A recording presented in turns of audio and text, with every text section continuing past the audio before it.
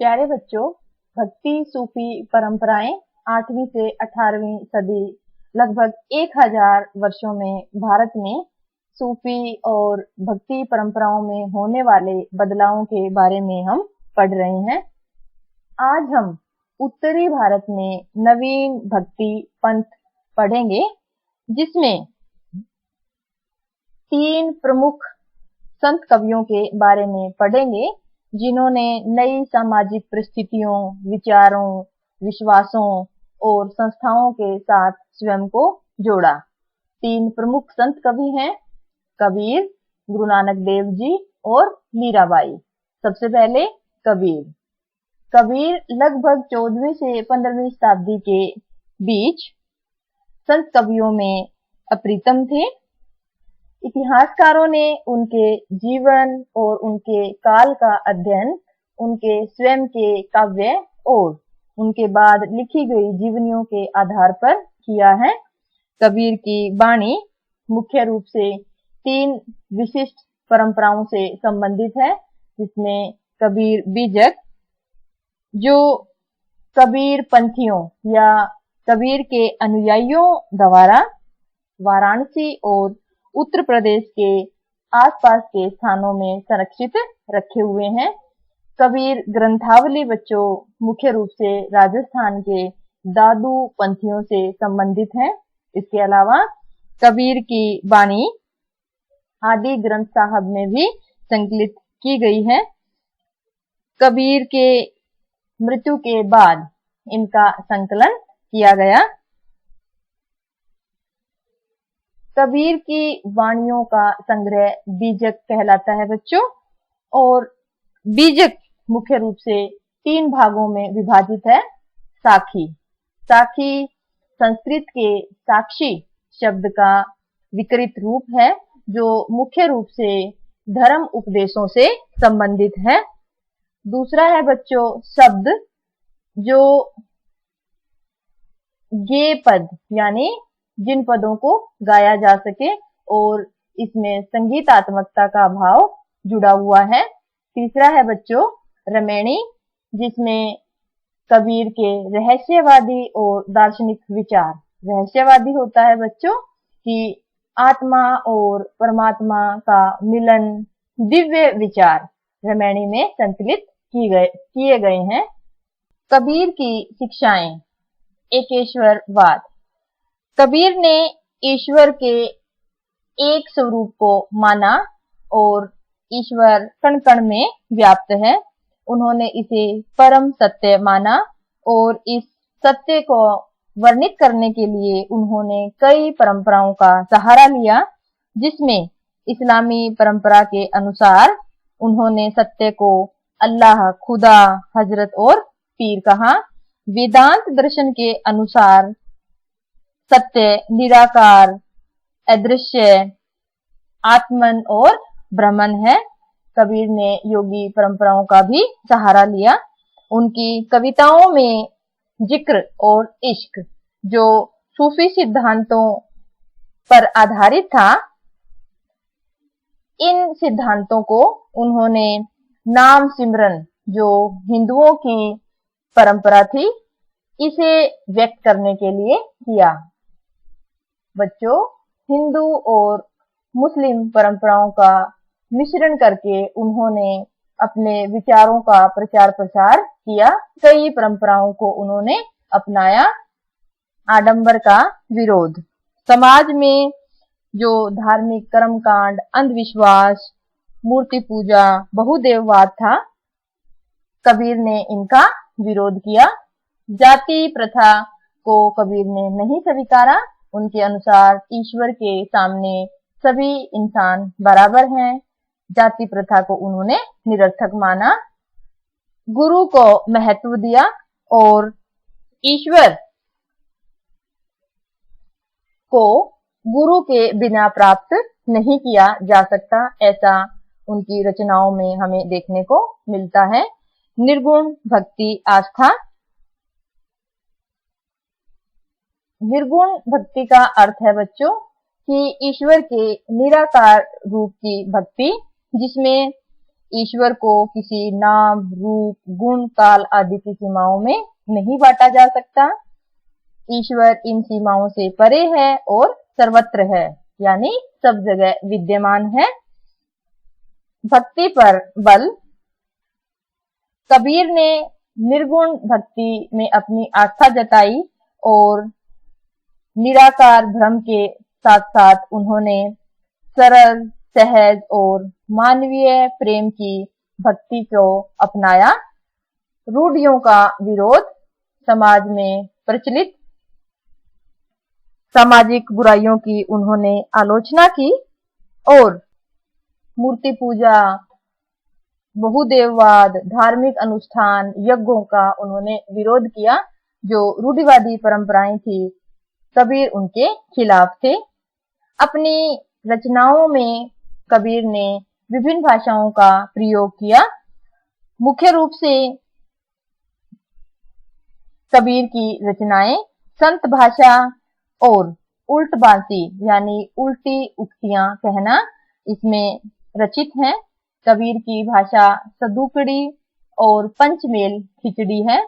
इनकी भाषा में हिंदी भाषा की सभी राजस्थानी, हरियाणवी, पंजाबी, खड़ी बोली, अवधी और ब्रिज भाषा के शब्दों की बहुलता है। कबीर की शिक्षाएं हमने देखी बच्चों कि निर्गुण भक्ति को उन्होंने अपनाया और समाज में व्याप्त जो भी कर्मकांड थे, अंधविश्वास थे, कुरीतियां थी, उनके खिलाफ कबीर का अपना एक नजरिया था और उसके खिलाफ अपना विचार प्रस्तुत किया। कबीर के बाद भक्ति संत हैं बाबा गुरु नानक देव जी।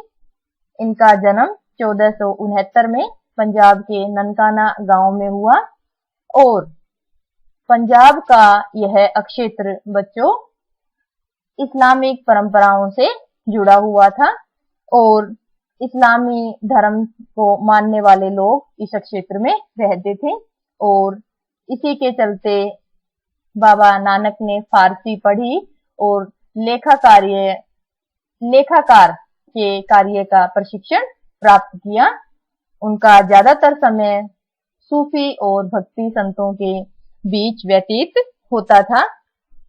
उन्होंने दूर दराज की यात्राएं की और उनके विचार पंजाबी भाषा में शब्द के माध्यम से प्रस्तुत किए जाते रहे। उनके शब्द जो हैं अलग अलग रागों में उन्होंने गाया और उनके सेवक मर्दाना रवाब बजाकर उनका साथ देता था। गुरु नानक देव जी के उत्तराधिकारी गुरु अंगद देव जी थे और इस परंपरा को आगे 200 वर्षों तक सिख धर्म में अपनाया गया। उनकी मृत्यु 1539 में होती है। बाबा गुरु नानक देव जी की शिक्षाएं निर्गुण भक्ति में आस्था। निर्गुण भक्ति का अर्थ है बच्चों कि ईश्वर का कोई स्वरूप आकार नहीं है, वह कण कण में व्याप्त है और उन्होंने धर्म के सभी बाहरी आडंबर जिसमें मूर्ति पूजा, यज्ञ, अनुष्ठानिक स्नान, सभी कठोर तप इत्यादि सभी बाहरी आडंबरों का उन्होंने विरोध किया।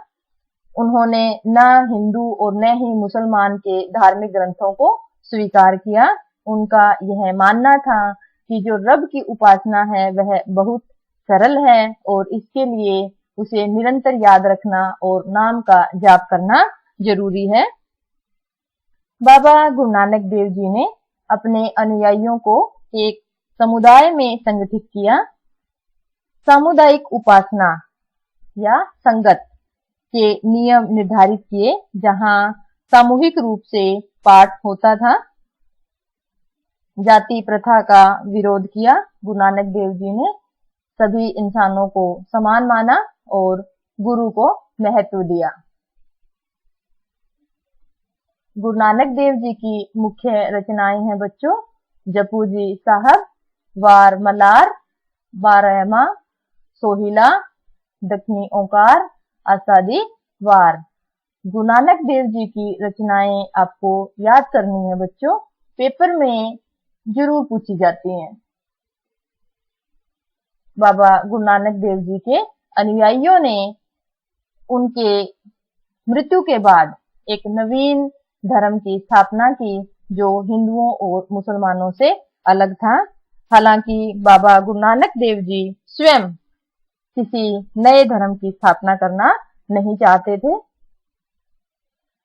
पांचवें गुरु अर्जुन देव जी ने आदि ग्रंथ साहब, जिसे गुरबानी कहा जाता है, का संकलन किया और इसमें गुरु नानक देव जी और उनके 4 उत्तराधिकारियों बाबा फरीद, रविदास और कबीर की वाणी शामिल हैं और इन्हें ही गुरु वाणी कहा जाता है और ये अनेक भाषाओं में रचित हैं। गुरु गोविंद सिंह जी 10वें गुरु थे बच्चों और इन्होंने 9वें गुरु तेग बहादुर जी की रचनाओं को आदि ग्रंथ में सम्मिलित किया और इसे गुरु ग्रंथ साहब कहा गया। गुरु गोविंद सिंह जी जो 10वें गुरु थे, इन्होंने खालसा पंथ की स्थापना की और 5 प्रतीक, जिसमें बिना कटे केस, कृपाण, कच्छ, कंघा और लोहे का कड़ा शामिल था। गुरु गोविंद सिंह जी के नेतृत्व में समुदाय एक सामाजिक, धार्मिक और सैन्य बल के रूप में संगठित होता है। मीराबाई, हमने कबीर और गुरु नानक देव जी भक्ति संत पढ़े हैं, अब हम मीराबाई के बारे में पढ़ेंगे। इनका जन्म 1494 में मारवाड़ के मेड़ता जिले के एक शाही परिवार में होता है। उनके पिता रतन सिंह थे। माता का देहांत इनकी छोटी आयु में ही हो जाता है। इनका विवाह भोजराज, जो राजकुमार थे बच्चों, और मेवाड़ के सिसोदिया कुल से संबंधित थे। मीरा के गुरु संत रैदास थे, जो एक चर्मकार थे, यानी चमड़े का काम करते थे। मीराबाई ने भी जाति प्रथा का विरोध किया। समाज में व्याप्त सामाजिक कुरीतियां, जिसमें समाज विभिन्न वर्गों और समुदायों में बटा हुआ था, मीराबाई ने इसे स्वीकार नहीं किया। मीराबाई विष्णु के अवतार कृष्ण को अपना एकमात्र पति स्वीकार करती थी और उन्होंने पारिवारिक दायित्वों जैसे पत्नी और मां के रूप में जो एक स्त्री के कर्तव्य होते हैं, उन्हें निभाने से इनकार कर दिया और पति की मृत्यु के बाद वे राजभवन से निकलकर संत बन गई। उन्होंने राजमहल के ऐश्वर्य को त्याग कर विधवा के सफेद वस्त्र और सन्यासिनी के जोगिया वस्त्र धारण किए। बच्चों, मीराबाई के आसपास अनुयायियों का कोई जमघट नहीं लगा, जैसा हमने अन्य भक्ति और सूफी संतों के साथ देखा कि किस तरह एक सामुदायिक समाज का गठन संतों के साथ साथ हो जाता था। लेकिन मीराबाई के संदर्भ में ऐसा नहीं था और उन्होंने किसी निजी मंडली की नींव भी नहीं रखी, लेकिन फिर भी वे शताब्दियों से प्रेरणा का स्रोत रही हैं। उनके रचित पद आज भी लोगों द्वारा गाए जाते हैं, खास तौर से गुजरात और राजस्थान के उन लोगों द्वारा जिन्हें नीच समझा जाता है। हमने देखा कि मीराबाई ने समाज में व्याप्त सामाजिक बुराइयां और जातिगत समाज की रूढ़ियों का विरोध किया और उन्होंने एक स्त्री के पारिवारिक दायित्वों को नहीं निभाया। स्वयं को कृष्ण की प्रेयसी मानते हुए उन्होंने एक सन्यासिनी का जीवन जिया। मीराबाई की रचनाएं, उनकी मुख्य रचनाएं हैं बच्चों, गीत गोविंद टीका, राग गोविंद, राग सोरठ और बरसिका मायरा। बच्चों, आज हमने 3 प्रमुख भक्ति संतों के बारे में जाना, जिसमें कबीर, गुरु नानक देव जी और मीराबाई प्रमुख थे। तीनों के ही विचार लगभग एक जैसे हैं बच्चों, कि जिन्होंने सामाजिक बुराइयों और धार्मिक अंधविश्वासों का विरोध किया, जातिगत आधार पर विभाजित समाज को उन्होंने स्वीकार नहीं किया और उनके विचार उनके भक्तों द्वारा समाज में पीढ़ी दर पीढ़ी लोगों को मिलते रहे। बच्चों, आशा है आपको ये अच्छे से समझ आ गया होगा। खूब मेहनत कीजिए, खूब पढ़िए। धन्यवाद।